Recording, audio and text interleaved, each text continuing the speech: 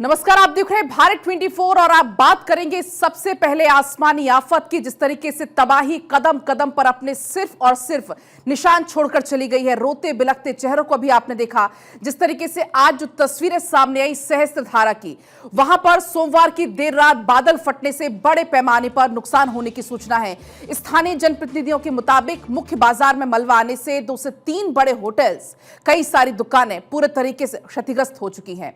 काडीघाट के ग्राम प्रधान राकेश जवाड़ी ने ये जानकारी साझा की है कि रात को करीब 11:30 बजे के आसपास की पूरी घटना है, जब बादल फटा। बादल फटने के कारण मुख्य बाजार में बड़े पैमाने पर मलबा आ गया, जिससे 2 से 3 बड़े जो होटल्स हैं पूरे तरीके से क्षतिग्रस्त हो चुके हैं, जबकि एक जो मार्केट था वहां पर 7 से 8 दुकानें बनी हुई थी, वो पूरे तरीके से ध्वस्त हो चुकी हैं। वहां पर करीब 100 लोग फंस चुके थे, जिन्हें गांव वालों ने काफी मशक्कत के बाद सकुशल रेस्क्यू करके सुरक्षित स्थानों पर पहुंचा दिया। उन्होंने यह भी बताया कि ऐसी भी सूचना मिली है कि 1 से 2 लोग लापता हैं, लेकिन अभी फिलहाल इसकी पुष्टि नहीं हो पाई है। हालांकि तलाशी अभियान चलाया जा रहा है। तमसा नदी की तस्वीरें आप देखिए, जहां पर तमसा नदी इस वक्त उफान पर रौद्र रूप में आ चुकी है।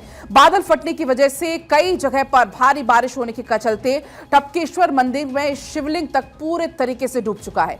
मंदिर परिसर को खाली कराया गया। सीएम पुष्कर सिंह धामी ने खुद मौके पर जाकर वहां पर हालात का जायजा लिया, राहत बचाव काम तेज करने के निर्देश दिए। तो कुछ तस्वीरें आपको हम लगातार दिखा रहे हैं, वहां पर किस तरीके से तबाही आई। जो मंदिर हैं, घाट हैं, वो पूरे तरीके से डूब चुके हैं। कई सारी दुकानें इस सैलाब की चपेट में आई और आप ये इस पानी की धार को देखकर अंदाजा लगा पाएंगे, सैलाब को देखकर आप अंदाजा लगा पाएंगे कि वहां पर स्थिति कितनी ज्यादा विकट है।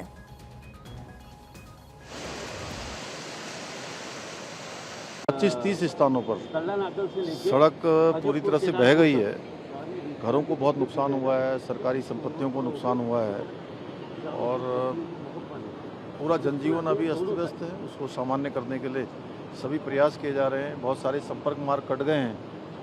अभी नदियों का जो जल स्तर है वो भी काफ़ी बढ़ा हुआ है।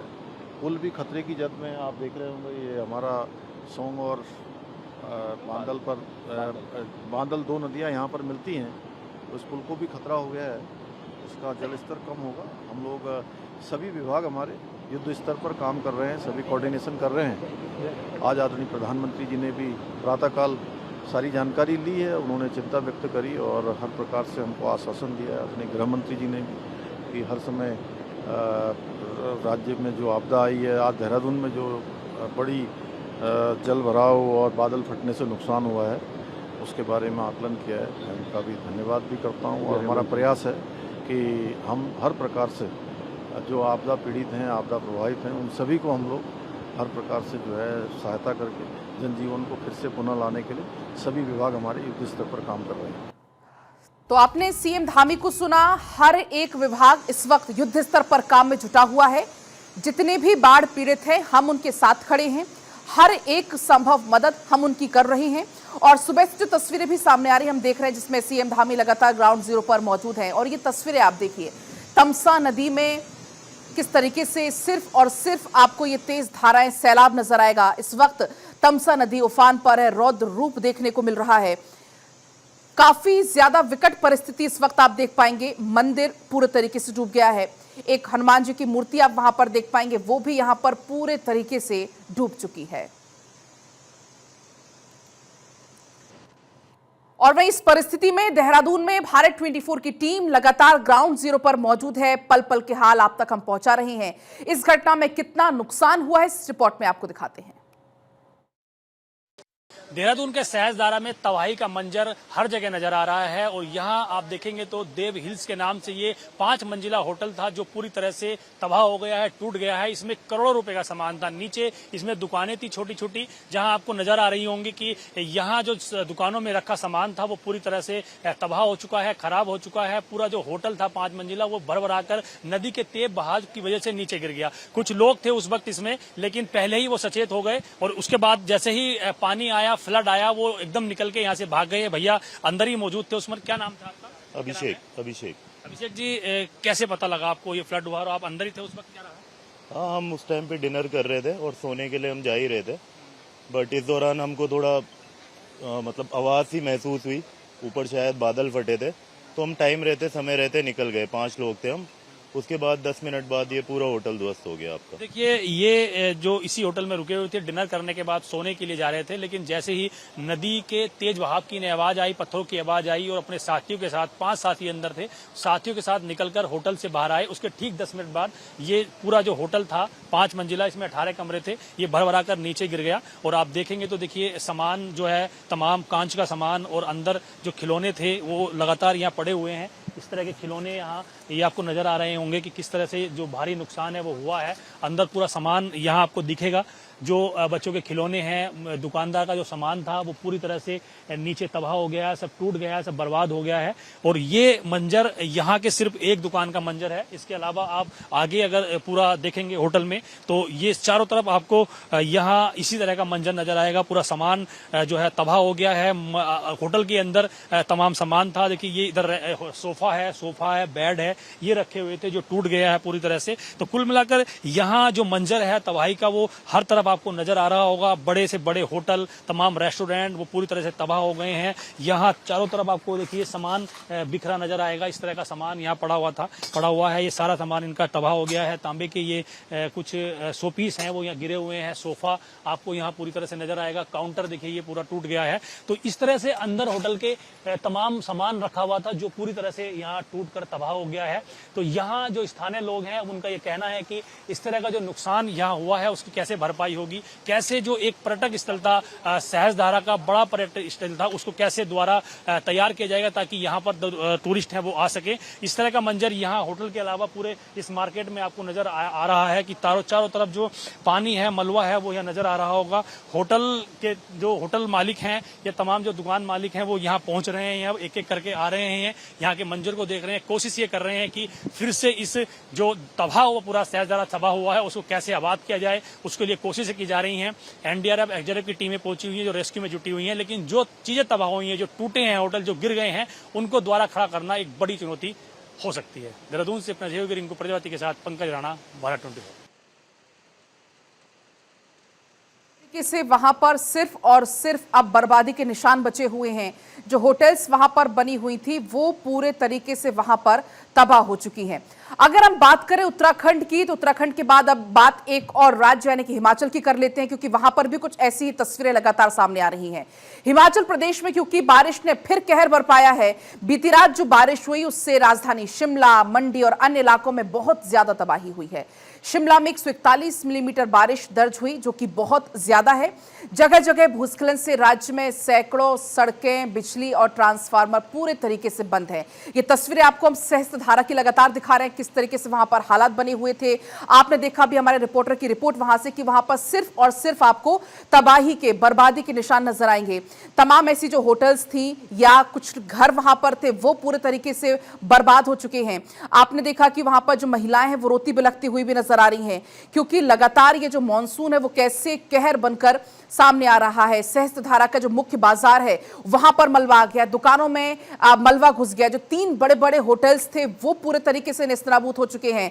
कई सारी जो छोटी छोटी वहां पर दुकानें बनी हुई थी, 7 से 8 दुकानें वो बताई जा रही हैं, वो पूरे तरीके से बर्बाद हो चुकी हैं। देहरादून में बादल फटा। सहस्त्रधारा कालीघाट की अगर हम बात करें तो वहां पर तबाही की तस्वीर आप यहां पर देख पाएंगे। 11 बजे के आसपास की लगभग ये घटना है। अभी आपने सुना वहां पर लोगों को कहते हुए भी, क्योंकि बस हम सोने जा रहे थे और तभी ये पूरा ये इस तरीके से घटना हो जाती है। 3 बड़े होटल्स, कई दुकानें क्षतिग्रस्त हैं। बादल फटने से मुख्य बाजार में मलबा आ चुका है। 100 से ज्यादा लोग बाजार में फंस गए थे। हालांकि बाद में काफी ज्यादा मशक्कत के बाद सकुशल उनको बाहर निकाल लिया गया। कई सारी दुकानें पानी की तेज धारा में बह गई। देर रात जो घटना हुई उसके बाद दुकानों में मलबा जा घुसा। बादल फटने से तमसा नदी भी उफान पर है। फन वैली के नजदीक का जो पुल है वो पूरे तरीके से क्षतिग्रस्त हो चुका है। इसके अलावा आपको बता दें कि मालदेवता में पुल की अप्रोच रोड टूट चुकी है और इसके अलावा देहरादून हरिद्वार राष्ट्रीय मार्ग भी टूट चुका है। तो आप समझिए वहां पर एक बार फिर से दोबारा जिंदगी पटरी पर आना अपने आप में कितनी बड़ी एक चुनौती है।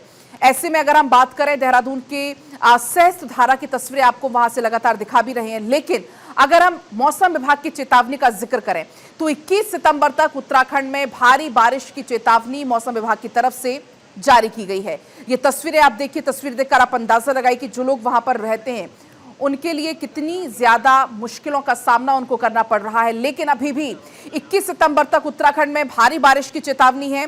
देहरादून, पिथौरागढ़ में स्कूलों को बंद करने का निर्णय लिया गया है क्योंकि वहां तक भी पानी लगातार पहुंच रहा है।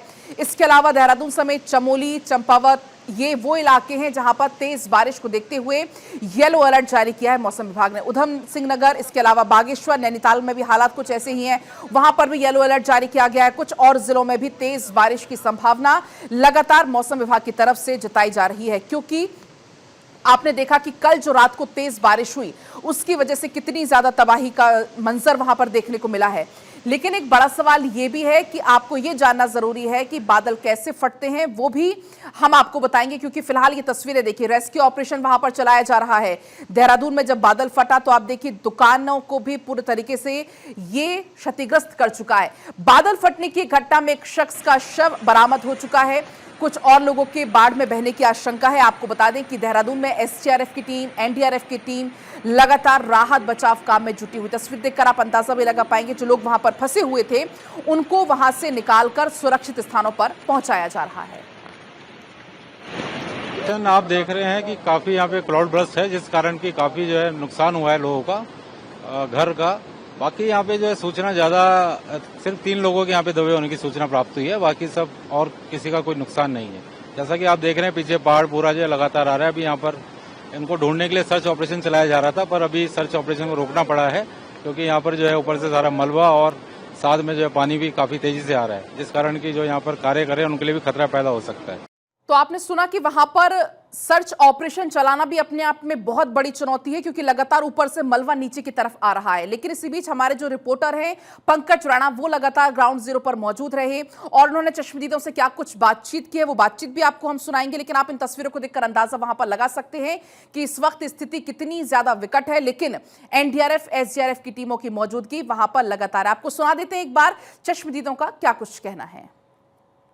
देहरादून के सहजदारा में भारी बारिश से हुई तबाही से लोगों की दुकानें, होटल, रेस्टोरेंट पूरी तरह से तबाह हो गए हैं। मेरे ठीक पीछे आप देखेंगे तो ये एक ही परिवार के कई सारे होटल और दुकानें थीं जो नदी के तेज बहाव में पूरी तरह से तबाह हो गई हैं और नदी इस पूरे होटल, रेस्टोरेंट और इनकी दुकानों को, दुकान में रखे सामान को पूरी तरह से अपने साथ बहा कर ले गई है। ये परिवार अब यहाँ पहुंचा है, इनको फोन करके बताया गया कि सहजदारा में बादल फटने तबाही हुई है और ये देखेंगे तो ये पूरे परिवार के लोग हैं यहाँ खड़े हुए हैं और इनके आंसू नहीं रुक रहे हैं। खासकर महिलाओं की बात करें तो इनका रोजगार था यहाँ से जुड़ा हुआ, ये अपने घर के परिवार को पालन पोषण यहाँ से करते थे, यही एक इनका जरिया था। लेकिन ये पूरी तरह से तबाह हो गया। इनके सामने अब ये संकट हो गया है कि आगे का जीवन यापन कैसे करेंगे, कैसे बच्चों को पढ़ाएंगे, कैसे अपने घर का खर्चा चलाएंगे, क्योंकि यही एक माध्यम था इनका जिससे ये अपने परिवार का पालन पोषण करते थे। परिवार के लोग हमारे साथ हैं। भैया आपका क्या नाम है? मेरा विपिन है। विपिन जी, ये कि बहुत ज्यादा रो रही हैं, कौन है ये मेरी वाइफ है। अच्छा, तो क्या था आपका यहाँ? मेरा ये सामने जो हरी पट्टी वाला दिख रहा है, ये दुकान थी पूरी रेस्टोरेंट। ये सब सामान वगैरह सब बह गया था और ये देख रहे हो आप, लेंटर वगैरह सब साफ है, बिल्कुल सामान था सारा, सब पूरा बाहर डाला था, पूरा गैस सिलेंडर वगैरह, फर्नीचर वर्नीचर सब बह गया। कितने साल से आपका यहाँ ये काम था? कितने समय से करते हैं? 35 साल से हम यहाँ रहते हैं। 35 साल से। आपकी रजिस्ट्री की जमीन थी? हाँ जी, हाँ जी, हाँ जी। कितने लोग हैं आपके साथ परिवार के जुड़े हुए? हमारे में तो कम से कम जो मेरा अपना परिवार है, कम से कम 8 जने का 7 जने का परिवार है। 7-8 बहन भी हैं साथ में? नहीं, हाँ ये बहन। ये हमारी जिंदगी भर की जमा पूंजी थी, इससे तो सब घर का रोजगार चलता था, सब कुछ होता था, काम धंधा यही था हमारा लास्ट। अब आगे भैया के बच्चे हमें वही संभालते थे, हमें सब कुछ माँ बाप के मरने के बाद उन्होंने ही संभाला है, यही सब कुछ था हमारा लास्ट। अब ये कुछ नहीं बचा है, तो अब क्या आप प्रशासन से मांग करते हैं? से मांग करेंगे हमारा रोजगार कुछ हमें प्रशासन से सहायता, आर्थिक सहायता की आवश्यकता प्रदान करें। और आपकी भी भैया यही? हाँ जी, हाँ जी, दुकान थी यहाँ पे? हाँ जी। क्या था, क्या काम करते थे? होटल था जी। होटल में करते थे? हाँ जी। तो ये सीजनली होगा, सीजन में ज्यादा? हाँ जी, हाँ जी, सीजन में ही काम चलता था। हाँ, अभी क्या ये बंद था इस समय? ये अभी बंद हुआ, ये आजकल अभी कुछ दिन पहले जब बारिश हो हाँ रही जी, हाँ जी, हाँ जी, जब बंद। तो क्या परिवार इसी चलता था? हाँ जी, कितनी आमदनी हो जाती है? आमदनी परिवार चलता था, ठीक आमदनी हो जाती थी। कितनी दुकानें थी आपकी? मेरी 3 दुकानें थी। तीनों टूट गई? हाँ जी, तीनों दुकानें टूट हाँ जी। सामान वगैरह सामान जब गया है, ये जीजा जी है, इधर भैया है, भाभी है, सब कुछ तहस नहस हो गया था। इनके घर का गुजारा इसी से चलता है सब कुछ। घर का गुजारा चलता था। आप भी इनके साथ हैं? जी, मैं छोटे भैया हूँ उनका। जी, बड़े भैया हैं। आप भी सहयोग करते थे? हाँ जी, दोनों भाई का एक ही रोजगार था हमारा। क्या खाना, क्या रेस्टोरेंट था, क्या बनाते ये फास्ट फूड वगैरह था, सारा खाना पीना सब चलता था इसमें। जी, हमारा घर का सारा रोजगार, घर का खर्चा इसी से चलता था। अब इसके खत्म होने से हमारी आर्थिक स्थिति सारी खराब हो जाएगी। तो गाँव कौन सा है आपका? हमारा गांव है नया गांव पेलियो।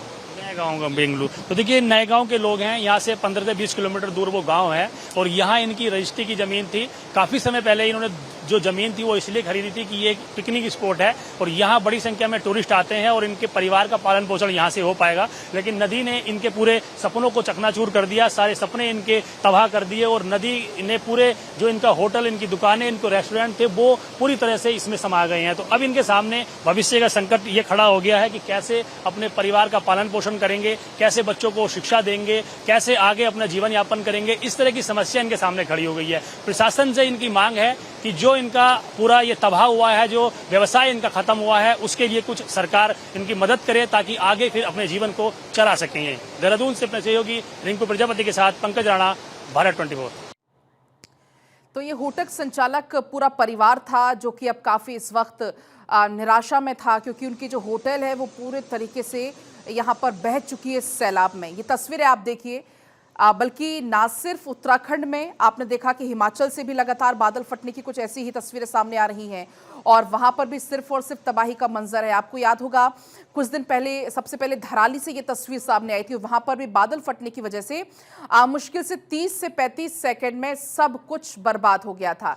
लेकिन सबसे बड़ी बात यह है कि आपको ये जानना जरूरी है कि बादल आखिर फटते कैसे हैं, कहाँ कहाँ सबसे ज्यादा तबाही है वो भी आप जान लीजिए।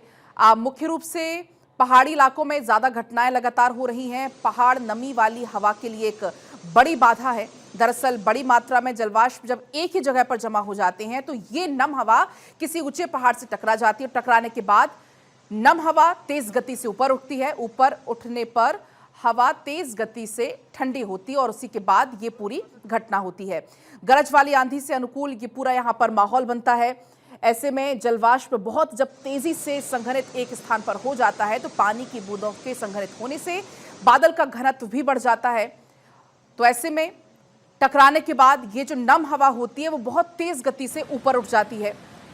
ऊपर उठने के बाद जो हवा है वो तेजी से ठंडी भी होने लग जाती है और ऐसे में बादल में मौजूद जो जलवाष्प होते हैं वो बहुत तेजी से संघनित होते हैं। पानी की बूंदों से संघनित होने से बादल का घनत्व और ज्यादा बढ़ता है। जब बादल में मौजूद पानी बहुत ज्यादा हो जाता है तो हवा के लिए उसको संभालना भी जाहिर सी बात है मुश्किल हो जाएगा। तब पानी को नीचे गिरने से रोकने वाला दबाव कम हो जाता है, हवा का ऊपर उठना बंद हो जाता है और भारी मात्रा में पानी की बूंदें एक साथ बहुत तेजी से गिरती हैं और इसी प्रक्रिया को कहते हैं बादल फटना। भी आपने तस्वीरें भी देखी तबाही की जो कि देखने को मिली हैं और ऐसे में ज्यादा बादल फटते कहाँ हैं वो मैप के जरिए आप समझने की कोशिश करिए। सबसे पहले बात अगर करें हम हिमाचल की, उत्तराखंड की, जम्मू कश्मीर की, क्योंकि आपने उत्तराखंड के धराली में देखा इस तरीके से तस्वीर सामने आई थी। थराली में भी कुछ ऐसी ही तस्वीर आई थी। आप सहस्त्रधारा में आपने ये तस्वीर देखी और ऐसे में जम्मू कश्मीर में भी लगातार इसी तरीके की घटनाएं सामने आ रही हैं।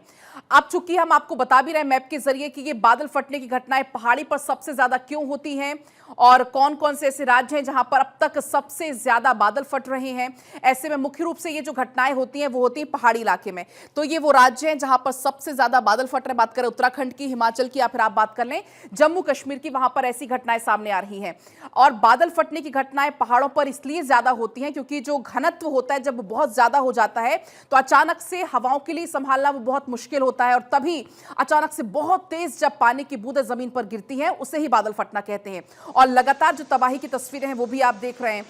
वहां पर जो लोग रहते हैं उनके लिए आप समझिए ये कितनी बड़ी चुनौती है, बल्कि ना सिर्फ उनके लिए, प्रशासन के लिए भी उतनी ही बड़ी चुनौती है। भी आपने क्योंकि सुना भी एनडीआरएफ, एसडीआरएफ के जो अधिकारी हैं कि हम रेस्क्यू ऑपरेशन तो चला रहे हैं लेकिन रेस्क्यू ऑपरेशन भी जो मलबा हटाने का काम है उसको बार बार हम इसलिए रोकना पड़ रहा है क्योंकि ऊपर से लगातार मलबा नीचे की तरफ आ रहा है। तो ऐसे में रेस्क्यू ऑपरेशन चलाने में बहुत ज्यादा समस्या हो रही है। वहां पर जो लोगों के घर थे, पूरी जीवन भर की पूंजी लगाकर लोग अपना घर बनाते हैं या कोई काम धंधा करने के लिए कोई होटल बनाता है, तो ऐसे में वो भी पूरे तरीके से आप देखिए कि इस सैलाब के साथ बह चुकी हैं। जम्मू कश्मीर, हिमाचल और उत्तराखंड में इस वक्त सबसे ज्यादा तबाही है। हालांकि आपने देखा कि पंजाब में भी बहुत ज्यादा तबाही की तस्वीरें सामने आई थी, लेकिन जो पहाड़ी इलाके हैं वहां पर कुछ चुनौतियां अपने आप और ज्यादा बढ़ जाती हैं, जैसे कि रेस्क्यू ऑपरेशन जैसा कि वहां पर बहुत ज्यादा मुश्किल भी हो जाता है।